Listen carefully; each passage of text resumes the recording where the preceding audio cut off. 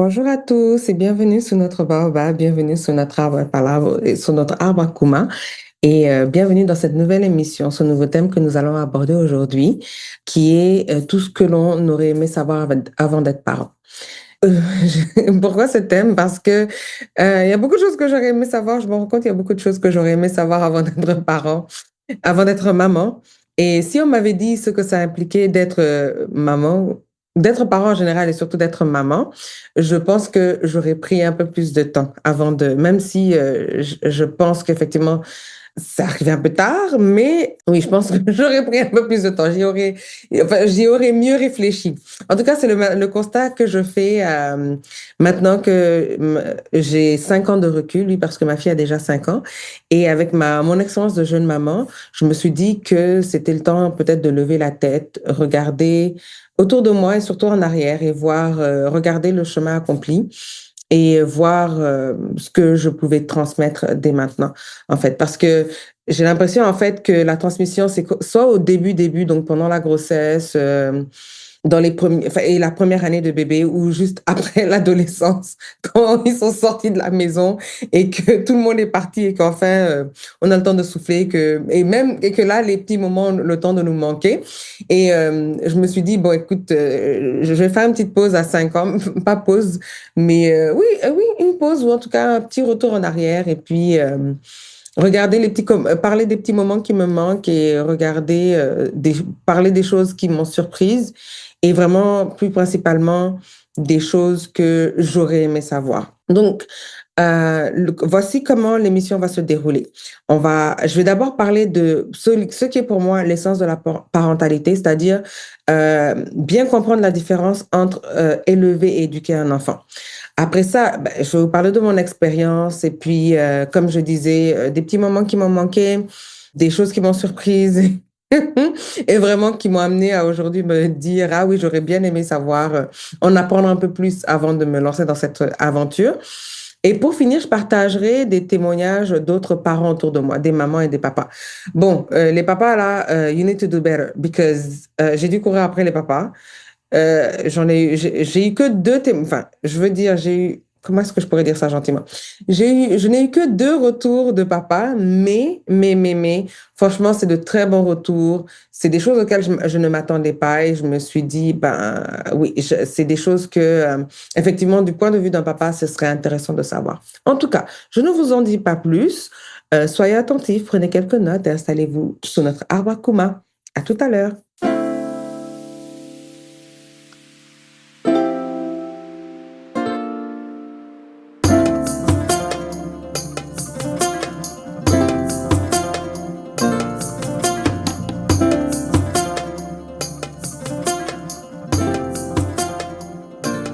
Alors, bienvenue sous notre arbre à Kuma, sous notre arbre à palabres, je vais y arriver. Donc aujourd'hui, on parle de parentalité. C'est bien connu, hein, les meilleurs parents sont ceux qui n'ont pas d'enfants, parce que bien entendu, les enfants, c'est des robots, tu les programmes, tu fais diou, diou, diou, bip, bip, bip, poum, poum, et puis c'est fini, et puis après, ils exécutent tout ce que tu dis. En tout cas, moi, perso, c'est comme ça que je pensais. Je sais que je ne suis pas la seule. Soyons tous honnêtes, hein, s'il vous plaît. Je pensais vraiment que c'était ça parce que je dis, ah, les enfants, tu les règles, tu dis que c'est comme ça, c'est comme ça, c'est comme ça, et puis c'est tout, ça se fait tout seul. Voilà.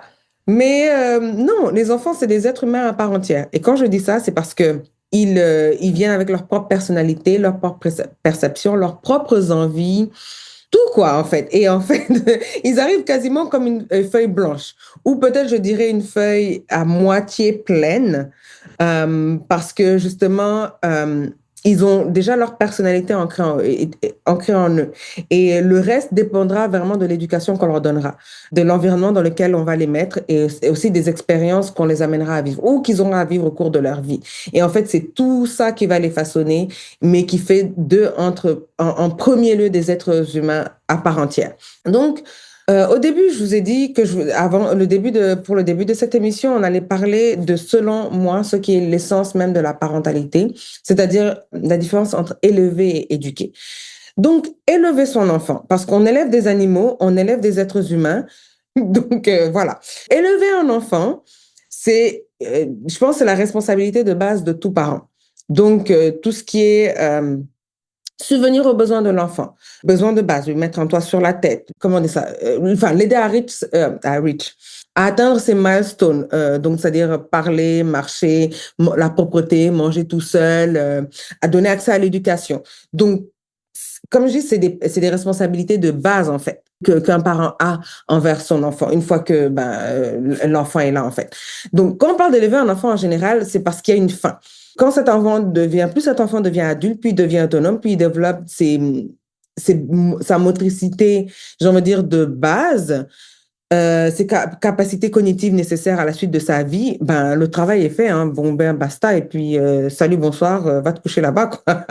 On pourrait même, ben, comme je disais, c'est comme quand tu élèves des animaux, en fait. Donc, élever un enfant, c'est la responsabilité de base, je dirais, encore une fois, pour me répéter, ou pour ne pas me répéter, disons. Mais éduquer un enfant, c'est différent.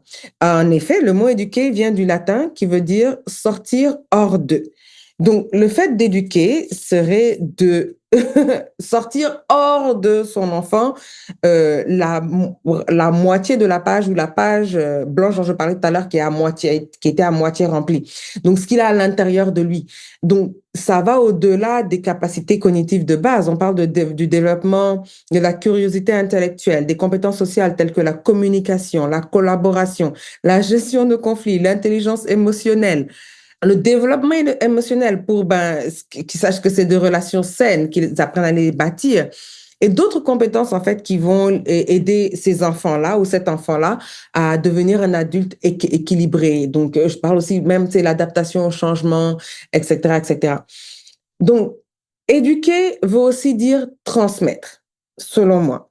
Le parent se retrouve en essayant de sortir ce qui est déjà ancré dans l'enfant, ce qui est déjà écrit sur la page de l'enfant, il lui transmet aussi son savoir parce que justement, quand tu veux montrer à quelqu'un comment pêcher, tu lui apprends comment toi tu as appris à pêcher. Donc, tu ne transmets que ce que tu as, tu ne donnes que ce que tu as, en fait. Et selon moi, c'est de là que vient la vraie difficulté d'être parent. Parce que justement, en faisant cette transmission-là, il y a des choses que toi, tu te dis, bon, tu regardes ta transmission à toi-même. Disons que c'est quelque chose que tu peux imprimer. Donc, tu imprimes, tu fais du, et puis là, tu te dis, OK. Donc, tu regardes tout le texte et tout, tu dis, OK, bah, tu fais un edit, quoi. Genre, OK, cette partie-là, on va l'enlever, là, on va garder, là, on va modifier, etc., etc. En général, parce que c'est pas toujours facile. Il y a des jours où tu te dis, tu as imprimé ton texte et tu regardes là, tu dis, ah, normalement, j'aurais dû changer. Et quand la situation arrive, tu te retrouves dedans et en fait, c'est tes réflexes de base qui viennent. Tu vois ce que je veux dire? Donc, bref, c'est très difficile, en fait, de faire ce pont-là entre ce qu'on a reçu et ce qu'on essaie de transmettre, en fait, parce que ce pont-là manque de fondation. Et encore une fois, c'est vraiment là, selon moi, d'où vient la difficulté en tant que parent, en fait. Donc, voilà. Et c'est un pont parfait. Je fais le pont parfaitement, justement, pour parler de moi, mon expérience. Ce que moi, j'aurais aimé savoir avant d'être maman. Donc, comme je l'ai mentionné au tout début, moi, ma fille a déjà 5 ans. Je dis déjà parce que j'ai l'impression que j'ai dormi, je me suis réveillée, elle a eu 5 ans. Mais en même temps, j'ai senti chaque journée de ces 5 années. Ça a l'air paradoxal comme ça, mais vous comprendrez mon propos. Bon, c'est sûr que des fois, je regarde ces photos de bébé, j'ai envie de... Tu sais, je suis là, je me dis... mais j'ai des larmes qui m'ont dit, mais c'est pourquoi ça, en fait? Je comprends pas. Mais j'ai l'impression qu'elle était un bébé juste hier, quoi. Je me dis, de là à là, qu'est-ce qui s'est passé? Je ne comprends pas. Donc, j'ai l'impression que c'est passé très vite. Mais en même temps, chaque milestone, je me souviens, en fait, je pense me souvenir, en tout cas, de chaque instant, en fait, de comment ça a été difficile. Bah, justement, la partie d'élever a été difficile parce que tu dis, ah, mais pourquoi elle fait pas ça comme ci? Pourquoi elle fait pas ça comme ça? Etc., etc. Mais aussi parce que, justement, je rentre dans cette partie d'éducation. Justement, les petits trucs avec lesquels tes parents t'embêtaient, là, tu dis, mais la vieille, elle a quoi? Ou le vieux, elle a quoi? Il est sur mon cas. Non, ferme la bouche en mangeant. C'est pourquoi. Maintenant, je me rends compte, je me, ra- je me, je me retrouve en train de dire la bouche, ferme la bouche. Mais et donc là, tu te dis, ah, mais papa, maman sort de ce corps, quoi. Vraiment, c'est pas moi. Bref. Donc, il y a 3 choses principales parce que j'ai fait le tour et j'ai bien réfléchi et je me suis dit, quand je préparais cette émission, je me suis dit, vraiment, qu'est-ce que j'aurais aimé savoir? avant d'être maman. Donc, il y a des choses, comme je dis, que tu restes à savoir, genre, tu vas finir comme ton père ou ta mère. Tu vas te retrouver à des moments, tu vas te dire, mais qui est en train de parler là? C'est moi ou bien c'est ma mère? Ou bien c'est moi ou bien c'est mon père? Mais j'ai regroupé ce que j'aurais aimé savoir en trois grandes lignes. Ou trois grands points, plutôt, je dirais. Donc, la première chose, c'est que ça va être bizarre à dire, mais c'est vrai. On ne finit pas d'être maman. Ça paraît très drôle à dire, mais dans ma tête, c'est comme si, en fait, cette relation-là enfin, c'est pas la relation allait avoir une fin, mais c'est comme si j'allais finir d'être maman un jour, en fait. Je veux dire, je sais, enfin, le truc, c'est que j'ai choisi j'ai choisi, en fait, ce premier point, mais j'arrive toujours pas à l'expliquer. Parce que oui, c'est peut-être que je me concentrais trop sur la partie d'élever où justement, quand l'enfant atteint son autonomie, elle a plus besoin, enfin, l'enfant n'a plus besoin de toi, donc ça y est, c'est fini, tu peux passer à autre chose. Mais non, en fait, c'est toujours, parce que moi, je me rends compte même de mon vieillage, j'ai toujours ce réflexe-là de dire, enfin oui, il y a des choses, ah non, non, ça c'est les mamans qui font ça. C'est pour ça, la dernière fois, quand ma soeur m'a traité de daronne, j'ai dit, mais t'es folle. C'est qui la daronne ici? Mais en fait, elle me dit, mais en vrai de vrai, dans la vraie vie, t'es une daronne. Hein. J'ai dit, hé, en fait, c'est vrai, hein, quand j'y pense, mais c'est vrai, en fait. Et c'est comme si j'ai pas, enfin, après la partie d'élever, j'ai pas pensé à la suite en fait. C'est comme si ça, en fait ça m'avait rattrapé. Je me demande en fait, je me retrouve à me demander mais comment en fait ça se fait que oui, je vais être la maman de cet enfant toute ma vie, toute sa vie en fait et toute ma vie. Que je sois là, que je sois plus là avant elle, tu sais, enfin, que je sois en vie ou pas, je vais rester sa maman et c'est la seule relation que je vais avoir avec elle, en fait. Et c'est pas comme si la relation, enfin, on finit pas, en fait. Et même si elle a une femme, parce que bah, c'est ce qui arrive hein, avec moi, mes propres parents, j'ai une famille et tout, mariée avec enfants, mais des fois, ils vont me parler genre, je dis, mais en fait, est-ce qu'ils se rendent compte que mais après, tu te rends compte que c'est vraiment leur rôle de parent, en fait, qui ne finit jamais.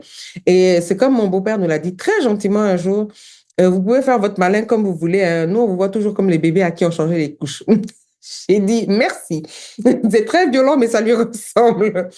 Mais en fait, c'est vrai, hein, je veux dire, je la vois aujourd'hui, ma fille, quand je lui dis quelque chose, elle me dit, I know, tu ne sais pas. Si tu savais, je n'aurais pas eu à te dire. Donc, merveilleuse et fais ce que je te dis. mais, mais, mais c'est ça, en fait. J'ai dit, comment toi, déjà de ta petite taille, là, et puis de ton petit âge, là, tu vas me dire quelque chose, et puis tu vas me dire, I know. Je sais, maman, I know, maman. Et je vais gifler ça, tu vas voir, là. mais plus sérieusement, quoi, je veux dire, elle va avoir 50 ans que la petite, si jamais, bon, la petite, déjà, voilà comment je l'appelle, mais elle aura 50 ans, ma grand-mère même d'enfant, et je serai arrière-grand-mère, et je vais lui dire, je vais lui parler encore comme, tu sais, je la verrai toujours comme ce petit bébé-là, quelque chose que je n'avais jamais, à quoi je n'avais jamais pensé, en fait. Je me suis toujours dit, non. En fait, j'y ai jamais pensé au fait qu'on ne finit jamais d'être maman. Donc, je pense que c'est vraiment une des choses qui m'a surprise et dont je voulais parler dans cette émission. Donc, voilà pourquoi j'en ai fait un point que je partage avec vous aujourd'hui. Donc, voilà. Après ça, je vais passer au deuxième point qui est, plus le temps passe, plus c'est difficile. Ça, par contre, oui. Parce que, comme je disais, des fois, je regarde des photos, bien, je pense à certaines situations et je me dis, franchement, quand j'étais dedans, ça me paraissait difficile. Avec le recul aujourd'hui, je me dis non, en fait, c'était pas réellement difficile. Par exemple, oui, le manque de sommeil. Pour j'ai envie de dire, le court laps de temps où elle n'a pas fait ses nuits pendant 3 4 mois. C'est rien comparativement à ce par quoi je passe maintenant. Parce que, je veux dire, quand elle était bébé, c'était juste de l'élever, entre guillemets. Quand je dis juste, c'est beaucoup, mais c'était simple. Elle fait caca, tu lui changes sa couche, à la fin, tu lui donnes à manger, elle va dormir, ça y est, c'est fini. Oui, il y a des nuits, elle fait pas assez nuit, c'est fatigant, je reconnais, ou des fois, elle a des trucs, tu comprends pas ce qui se passe et tu es en train de taper frénétiquement sur ton téléphone. Google, qu'est-ce qui se passe quand l'enfant régurgite, mais que... True story. Vraie question posée à Google au milieu de la nuit à 3 heures du matin. Tu te rends compte que ouais, non, tout ça en fait, c'était pas c'était facile, mais quand j'étais dedans, oui, c'était difficile, mais avec le recul, je me rends compte que non, c'était pas le plus difficile en fait. Tu vois ce que je veux dire? Donc là, plus le temps, oui, enfin, Dieu merci, elle a pas fait de Terrible 2, mais le Thunderous Threes, je l'ai senti passer. Boisterous 4, on n'en parle pas. Maintenant, elle a 5 ans et je veux dire, c'est tout le temps des pourquoi, pourquoi, pourquoi. Genre, à 8h30, toi, tu es en train de planifier ta journée. Il y a quelqu'un qui dit, Maman, pourquoi les gens se marient? Et toi, tu le regardes, hein? Genre, quasiment, tu rates le feu, genre, et tu fais exprès de prendre le feu rouge pour t'arrêter et dire, Pardon, genre, est-ce que j'ai bien. Oui, par exemple, toi, pourquoi toi, tu t'es marié avec papa? J'ai dit, le matin, bonheur, là, 8h30 du matin. Ok, je vais y répondre parce que je veux qu'elle entende la réponse de moi. Mais oui, c'est des situations comme ça où effectivement, par exemple, quand elle était bébé, oui, pour moi, c'était normal de lui dire, écoute, on va aller chez le médecin, tu vas avoir une piqûre, ça va faire un peu mal, mais ça va passer, blablabla. Bla, bla, bla. Ah, là, aujourd'hui, aller lui expliquer le pourquoi du comment il faut aller chez le médecin et pourquoi tu dois aller chez le médecin et expliquer tout le long du chemin ce qui va se passer chez le médecin. Arriver là-bas encore, expliquer, demander pardon. Ah! Ah, autant avant, c'était un choix, mais là, c'est devenu une corvée. Et donc, en fait, tu te rends compte que, et aussi, c'est vraiment tout, quoi. Genre, les enfants sont les, enfin, et pour ceux qui ne savent pas, et je l'ai appris à mes dépens, les enfants sont les rois de fais ce que je dis, ne fais pas ce que je fais. Oui, oui, les rois de fais ce que je dis, ne fais pas ce que je fais, parce que tu as beau leur dire fais, fais, fais, si toi-même tu ne fais pas, ils vont pas faire. Parce qu'ils t'observent chaque seconde.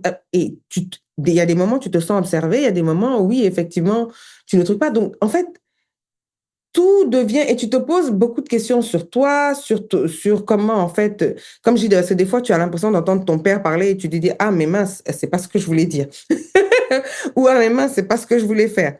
Et donc, c'est pour ça que en fait, de là vient la difficulté parce que j'ai l'impression que je suis vraiment rentrée, c'est pas j'ai l'impression, je suis vraiment rentrée dans cette période de éducation, éducation, éducation. Donc, c'est plus, elle a faim, elle mange, sa couche est sale, il faut la changer. Il y a beaucoup d'autres facteurs qui rentrent en compte en fait. Donc, c'est pour ça que selon moi, plus le temps passe et plus c'est difficile. Donc, ça, c'était le deuxième point. Le troisième point, je ne vais pas rester longtemps dessus parce que, bon, là, c'est encore frais, la blessure est encore fraîche. Donc, je ne vais pas passer le temps dessus, mais je vais quand même le dire. Oui, tu as l'enfant qui te correspond. Si je pensais que j'étais impatiente, la petite fille là est venue me montrer ce que c'était l'impatience. La vraie impatience. C'est pas l'impatience de tu penses que toi tu es impatient. L'impatience de les choses pour toi, ça devait être là depuis hier. Elle, ça devait être là depuis une semaine, sinon un mois. Et genre, oui, à chaque fois qu'elle fait des trucs et que je m'énerve, j'entends mon mari ricaner derrière, ça m'énerve encore plus, mais je me dis, mais non. Mais il me dit, voilà, donc depuis tout ça là, je t'avais dit que quelqu'un allait venir te rendre, elle est venue te rendre. Mais effectivement, donc, et le truc, c'est qu'en la voyant impatiente comme ça, moi-même, ça m'oblige ça m'a permis de me rendre compte que, en fait, je suis très impatiente. Parce qu'avant, je disais, je suis impatiente, mais je ne savais pas ce que je disais. Mais en plus de ça, ben, ça m'a obligé à travailler sur cette impatience-là, mais aussi à lui dire, écoute, ouais, non, je comprends. Donc, c'est bon d'avoir une dose d'impatience, mais à un moment donné, quand trop, c'est trop, hein, c'est trop, trop, c'est trop. Il faut être, tu sais, il faut savoir balancer, quoi. Donc, vraiment, on n'a pas volé mon enfant à la pouponnière, quoi. C'est le vrai enfant qui est là. Donc, donc, c'est vraiment ça. En tout cas, maintenant que j'ai parlé de moi, ce que j'aurais aimé savoir avant d'être maman, je vais partager les témoignages de ces gentils parents autour de moi qui ont bien voulu participer à l'émission. Et je vais commencer par le témoignage de Doudou, maman Amie. Donc, maman Amie nous dit ceci.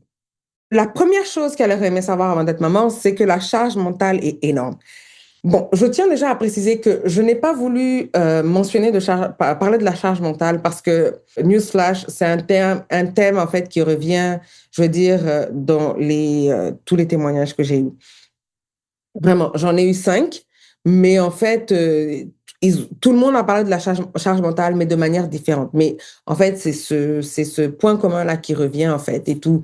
Et donc, bon, je l'ai quasiment dit, mais comme je disais, la difficulté, en fait, maintenant dans l'éducation, c'est vraiment ça, en fait, parce que il faut que tu fasses tout le temps attention, en fait, à ce que tu es en train de transmettre, en fait, parce que c'est des éponges, hein, ils avalent ça très vite. Bref, je reviens au témoignage de ma première maman. Donc, et je cite, la charge mentale est énorme. Ce n'est pas seulement s'occuper de son enfant, c'est aussi penser à tout le temps. Les rendez-vous médicaux, les vêtements trop petits. Des fois, tu as l'impression que tu les couches, ils se réveillent et puis ça y est, c'est fini. Les repas, l'école, les anniversaires, ça occupe l'esprit en permanence, sans compter le travail pour celles qui ont une activité professionnelle, et puis l'entretien de la maison, l'entretien de la vie commune avec monsieur. C'est, je confirme, c'est ce n'est pas chose évidente, ce n'est pas chose évidente. Donc ouais, ça, c'était vraiment la première chose que, maman aurait aimé savoir avant d'être maman. Deuxième chose qu'elle aurait aimé savoir, c'est comment gérer l'équilibre entre les besoins de chacun des enfants, qui, selon elle, est un défi permanent. Et je suis très contente d'avoir eu son témoignage parce que les parents de multiples, là, ça ne doit pas être facile. Parce qu'on a lu son témoignage et puis même pour ceux qui ont écouté l'émission avec mes frères et sœurs, et même juste pour ceux qui vivent, quoi, quand on est en vie et puis que tu as des relations humaines, les perceptions sont très différentes des fois et c'est sûr que c'est un challenge quotidien, en fait, d'élever plusieurs enfants. Et justement, elle en parle et je cite, quand on devient mère de plusieurs enfants, on réalise vite qu'il ne s'agit pas seulement de répéter, entre guillemets, ce qu'on a fait avec le premier. Chaque enfant est une personne à part entière. Comme je disais, des êtres humains à part entière, avec leur propre caractère, ses propres besoins émotionnels et son propre rythme surtout. L'un aura peut-être besoin de beaucoup d'attention et de câlins pendant que l'autre réclamera plus d'autonomie. L'un traversera une phase de jalousie, tandis que l'autre cherchera juste à se faire oublier.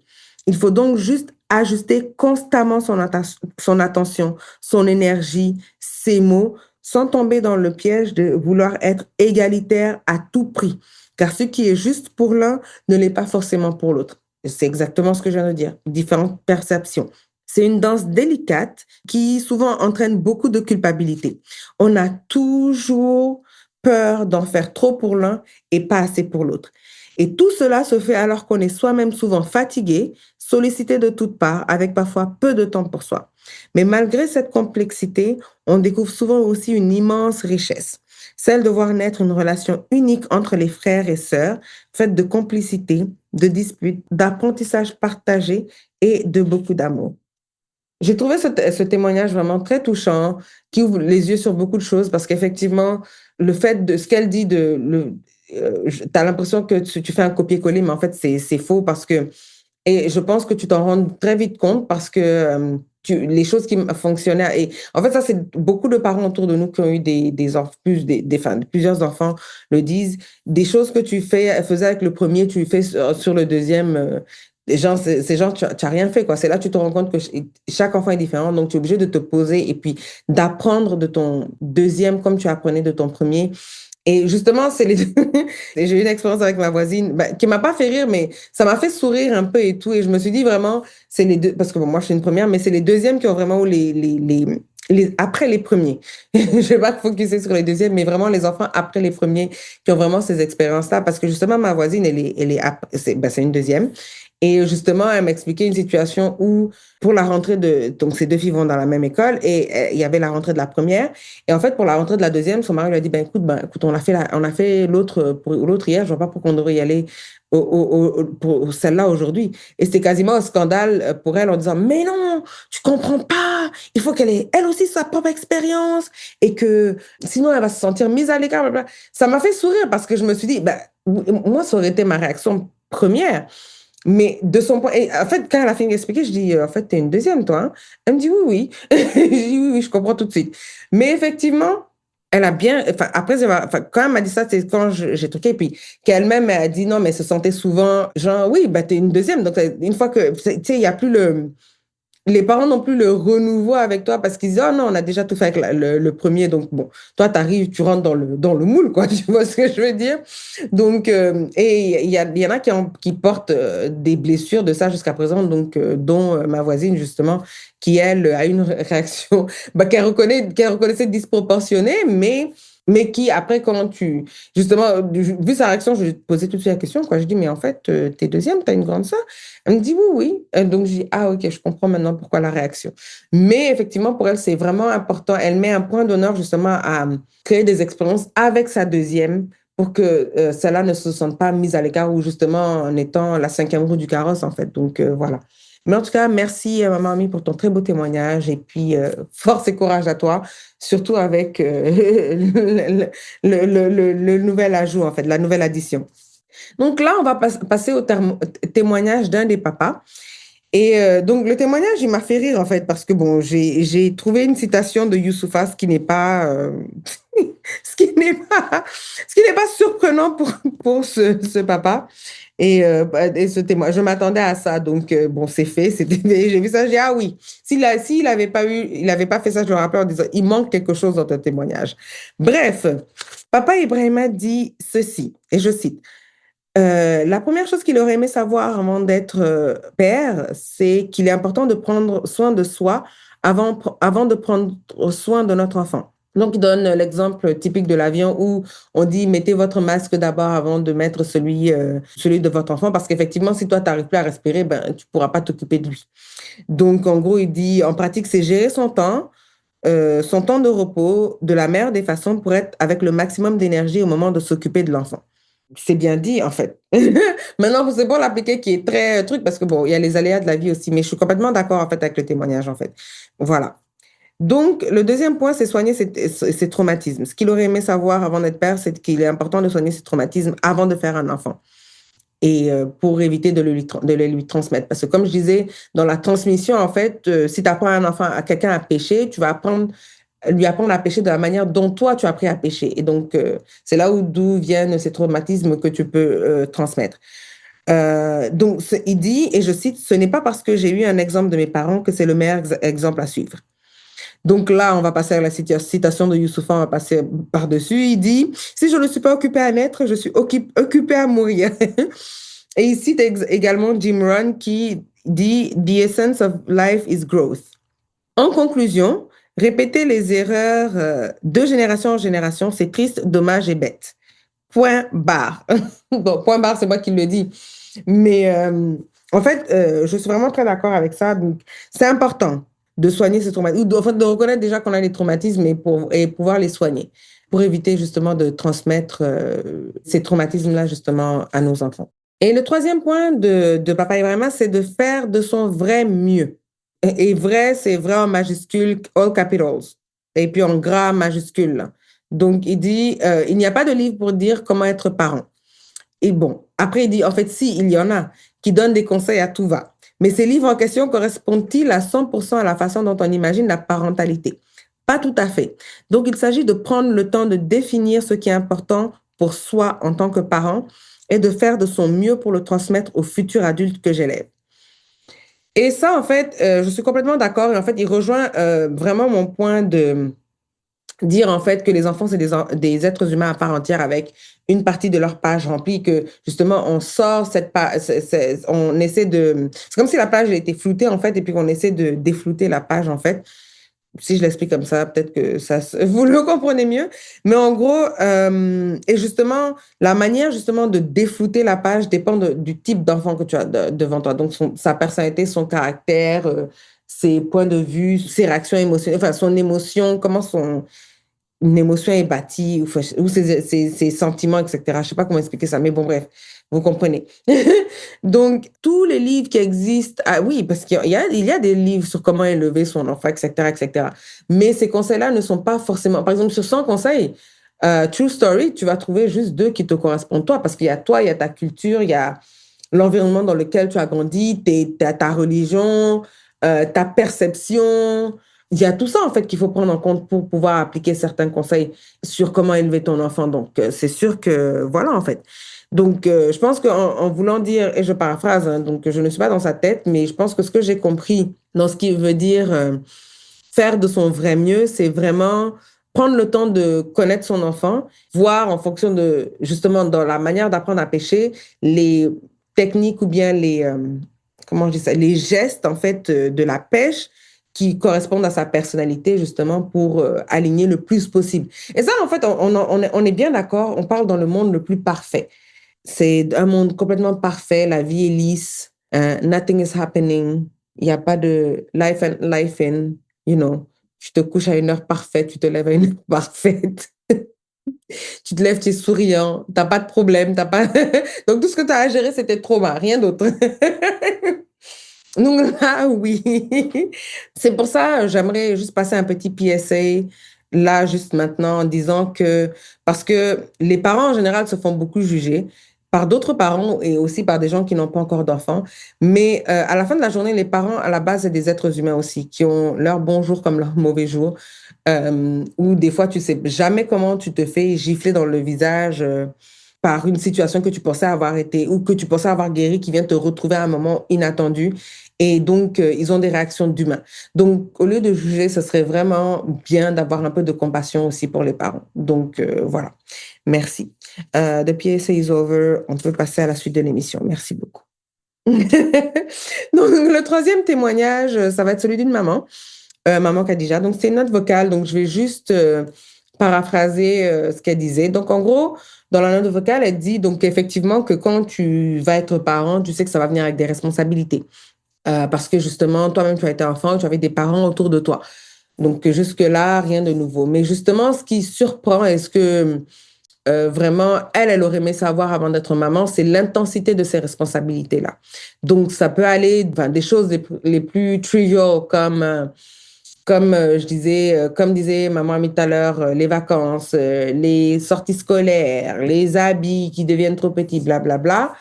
D'autres choses plus importantes et plus deep, quoi.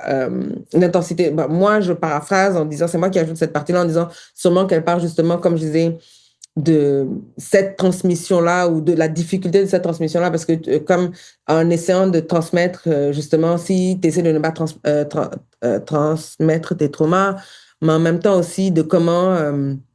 ouais, c'est difficile l'éducation en fait. Donc, je pense que elle a pas fini son truc, mais bon, c'est moi qui le paraphrase comme ça et tout. Donc, Cool. Mais moi, je trouve que, bah, premièrement, c'est la plus grosse responsabilité dans la vie. Et je me dis que ça, on en est tous conscients, en fait, tu vois. Donc, on est conscient que bah, c'est du travail. On est conscient que bah, tout repose sur nos épaules, l'éducation, les valeurs, la santé voilà, être une bonne personne, un bon musulman et tout ça.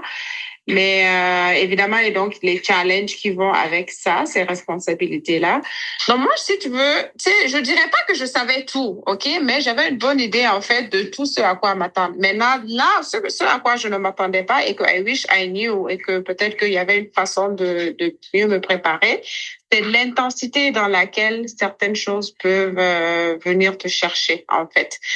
Intensité vraiment sur tous les plans quoi, parce que là, tu sais, tu anticipes les choses, être parent et tout, mais quand certains challenges là occur, like you know, c'est l'intensité de ça en fait que ben, tu peux pas planifier à l'avance en fait et que avec lequel tu dois deal en fait, que ce soit des choses du day to day, le temps, la logistique, le fait que tu n'as plus de vie, le fait que tu ne peux plus te lever, sortir comme ça samedi, vendredi soir ou rester pour un 5 à 7 dimanche. Ben, tu sais, tout ça là, à un moment donné, ça te rattrape tranquillement, tranquillement, tranquillement, puis tu réalises en fait l'intensité de la responsabilité.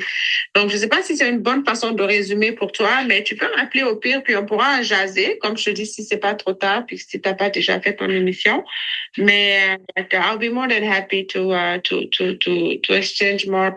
donc oui, c'est vraiment l'intensité de la responsabilité en fait, qui vient avec le fait d'avoir un enfant. Et ce que je comprends tout à fait, parce qu'effectivement, je pense, comme je disais, je le disais tantôt en parlant justement du premier témoignage de Maman Amie, c'est en disant que effectivement la charge mentale, tout le monde en parle, mais je pense avec ses propres mots. Ce que j'en déduis vraiment, c'est quand elle parle de l'intensité avec laquelle ça vient te chercher, c'est vraiment la charge mentale en fait, justement de toujours planifier, toujours essayer de prendre les devants, mais malgré ça, ben, tu te fais surprendre, etc., etc. Mais bon, bref, donc c'est ça. En tout cas, merci Maman Khadija pour ton témoignage. Vraiment, en gros, c'est vraiment ça, quoi. Je pense que intensité est un très bon mot pour représenter la, la parentalité, en fait. Donc, voilà. Ça, voilà. Donc, on va passer au prochain témoignage du deuxième papa. Oui, parce qu'ils sont juste deux. Ça, je vais le rappeler. Bref. Alors, ce que le papa Rachid aurait aimé savoir avant d'être père, c'est qu'il faut être constamment mentalement présent pour ne pas transférer à l'enfant ses mauvaises habitudes, sa mauvaise journée. Bref, voilà quoi. Et qu'en fait, je pense que ça rejoint un peu ce que je disais en disant que, bah, parce que tu es constamment observé, que tu le saches ou non, parce que l'enfant, comme je dis, les enfants là, ils vont faire ce que tu fais, pas ce que tu dis en fait. Donc, oui, donc quand tout à l'heure je disais c'était pas logique, c'était dans l'autre sens. Mais vraiment, c'est ça en fait. Ils vont faire exactement ce que tu fais et beaucoup moins ce que tu dis. Parce que même s'ils font ce que tu dis, à un moment donné, ce que tu fais va les rattraper dans ce que tu dis. Un exemple, par exemple, si je dis, tu dis à ton enfant, ah, mais il faut faire ton lit, par exemple, et que tous les matins, quand tu te lèves, il faut que tu fasses ton lit, mais que toi-même, tu ne fais pas ton lit, peut-être que l'enfant va faire le lit parce que tu lui demandes de faire le lit, mais tu vas toujours courir après lui pour lui demander de faire son lit. Alors que si toi-même, tu fais ton lit et que l'enfant voit que ton lit est fait, ben, tu sais, il va même pas essayer de revenir, parce qu'on a tous ça. Mais pourquoi toi, tu le fais pas? Hein? Comment ça se fait que toi, tu fais pas ton lit, que moi, je dois faire mon lit? Donc, pour éviter ce genre d'explications-là, et puis de rentrer dans ces longues explications-là, autant faire ton lit, ça va finir. Comme ça, l'enfant va voir que ton lit est fait, puis c'est réglé. Donc là, ça diminue déjà un peu de discussion. Vous pouvez vous concentrer sur les autres sujets. Donc, en fait, le papa termine le propos en disant que c'est pas une question financière ou de faire des activités, mais même en regardant la télé, tu dois faire attention à être présent. Et comment ça m'a été expliqué, c'est que c'est vraiment pour s'assurer de ne pas que l'enfant fasse ce que tu fasses et pas ce que tu dis, mais aussi pour que l'enfant sache que tu es toujours là. Parce qu'il va arriver un moment où l'enfant va grandir et puis ben, les amis vont être plus importants que les parents, donc l'adolescence. Mais malgré ça, ou même il va grandir, sortir de la maison et puis aller voler de ses propres ailes. Mais il faut qu'il sache que quelle que soit la situation, quand il se retourne, tu es toujours là en fait. Tu vois ce que je veux dire? Donc, voilà, c'est comme ça que ça m'a été expliqué aussi, enfin, la deuxième partie de son propos. Donc, voilà. Bon, pour le faire attention constamment attention, ça, c'est très vrai. Et comme je dis, et comme il dit mentalement présent, ça aussi, c'est une charge mentale. Et en fait, j'étais vraiment surprise pas j'étais surprise qu'un papa parle de ça, mais je veux dire, comme la charge mentale, elle existe vraiment aussi chez les pères. En fait, ça m'a permis de me rendre compte effectivement que la charge mentale existe aussi chez les pères, mais qu'elle est juste différente, en fait. C'est vraiment, elle se présente de manière différente. Donc, voilà. Et donc, la deuxième chose que ce papa aurait aimé savoir, c'est que il est facile de parler tout le temps de l'enfant et de ce qui concerne l'enfant et de s'oublier en tant que couple. Et là, vraiment, ça m'a vraiment surprise parce que je dis, c'est nous les femmes en général qui allons courir, genre, gna gna, mais genre, que ça vienne d'un père, ça m'a vraiment surprise parce que je me suis dit, et en fait, c'est parce que c'est des choses aussi qu'on fait sans s'en rendre compte aussi, de tout le temps parler de l'enfant. Ah oui, l'enfant, si, l'enfant, ça, les activités de l'enfant, ah, il y a un anniversaire pour l'enfant, là, là, là, là, là, là. Et c'est comme le premier témoignage de maman amie, comme elle disait au début. Donc, c'est vraiment l'entretien de la maison, l'entretien du couple avec monsieur, parce que il faut vraiment que ce soit les deux qui essaient de travailler à l'entretien de ce couple-là, parce qu'on parle de couple, hein, on parle pas de une seule personne. Comment on dit ça? Bref, c'est deux personnes, c'est pas une seule personne.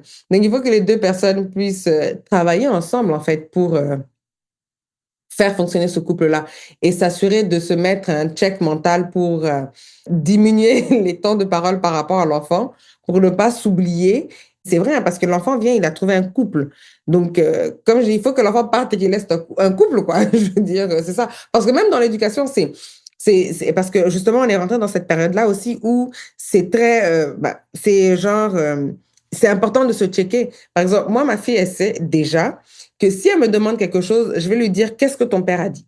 Et pareil pour son père, elle va demander à son père va dire qu'est-ce que ta mère a dit. À moins que ce soit des choses qu'on sache déjà, des choses sur lesquelles on s'est déjà entendu. Donc la réponse, elle va venir tout de suite en fonction d'eux. Mais sinon, par exemple, juste la situation hier. Elle demande, papa, est-ce que je peux avoir du gâteau au chocolat? Va demander à ta mère. Aussi simple que ça. Ou elle va me demander, ah, maman, est-ce que je peux faire ci? Va demander à ton père. C'est sûr. Tu sais, il n'y a aucun moyen qu'elle nous bypasse pour venir dire non, non, non. Parce que ça, c'est un point d'honneur qu'on s'est mis dès le début en se disant non. Il faut qu'ils sachent que c'est barré, c'est quadrillé, c'est verrouillé. Et c'est no-go area.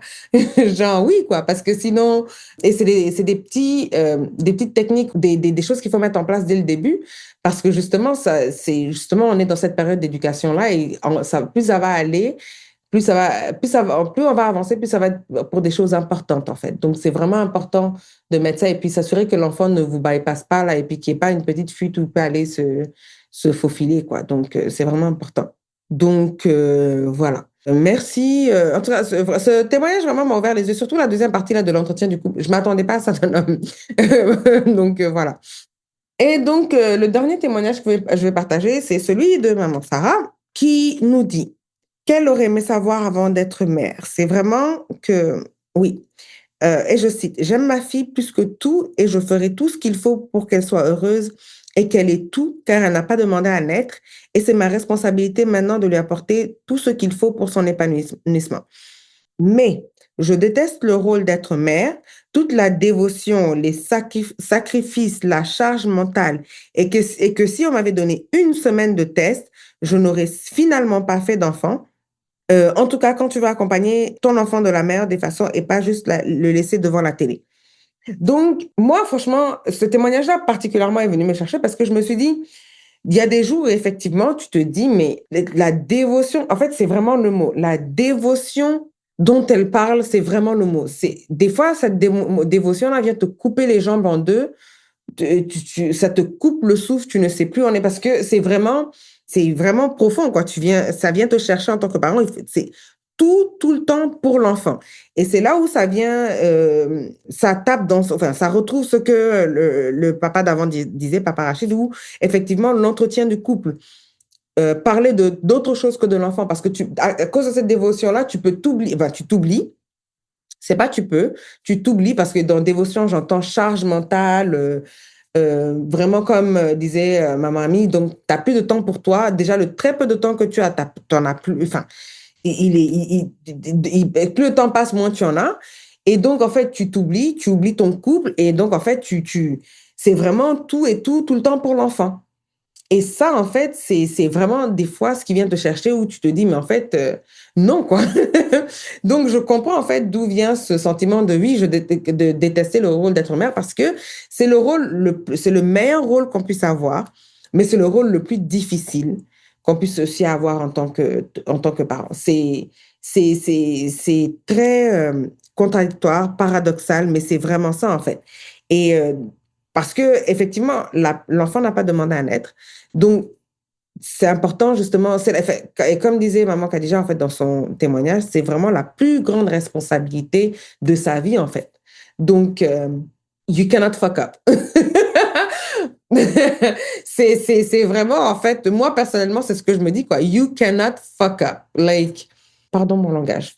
Mais tu peux pas te rater, tu peux pas te manquer. Il faut que tu fasses les choses du mieux que tu peux. C'est vrai qu'il y a des moments où effectivement, il faut de la flexibilité, il faut être indulgent avec soi-même parce que personne n'est surhomme.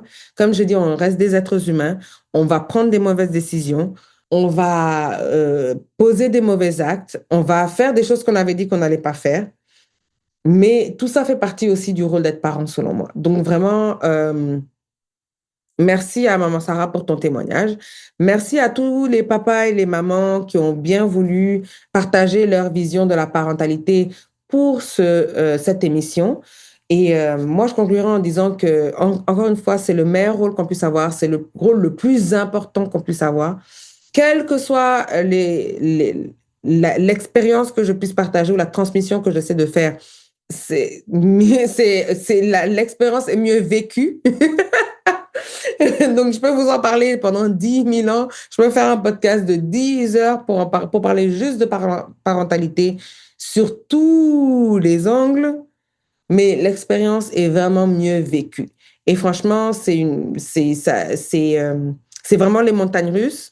Pour être complètement honnête, ça va être des joies euphoriques, mais en même temps des peines indescriptibles. Mais ouais, c'est un très bon rôle à avoir. Et franchement, oui, je le conseillerais quand même. En gros, je veux que vous veniez souffrir avec nous tous. Non, plus sérieusement, c'est quelque chose que je conseillerais quand même. Donc, c'est quelque chose sur quoi il faut réfléchir avant de le faire. Donc, c'est vraiment la manière dont je conclurai cette émission. Encore une fois, je vous remercie d'avoir pris le temps d'écouter cette émission et je vous dis à très bientôt sous l'arbre à Kuma. Bye bye.